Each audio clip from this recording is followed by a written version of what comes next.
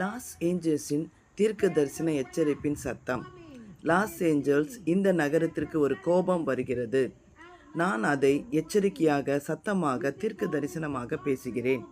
குடிபோதையில் புகைப்பிடித்தல், எங்களுக்கு திருமணத்திற்கு முன்பே உடலுறவு தேவை, ஓரின சேர்க்கை மற்றும் பாலினத்தை மாற்றிக்கொள்வது, இந்த துஷ்பிரயோக செயலெல்லாம் கடவுள் பார்க்கவில்லை என்று நினைக்கிறீர்கள். அது அருவருப்பானது என்று கடவுள் கூறுகிறார். பாவத்தின் சம்பளம் மரண நரகம். இந்த உலகம் நம்மை பரிசுத்தமான கடவுளிடமிருந்து பிரிக்கின்றது. இயேசு என்றென்றைக்குமான ஜீவனையும் வாழ்வையும் அபரிவிதமாக கொடுக்க வந்தார்.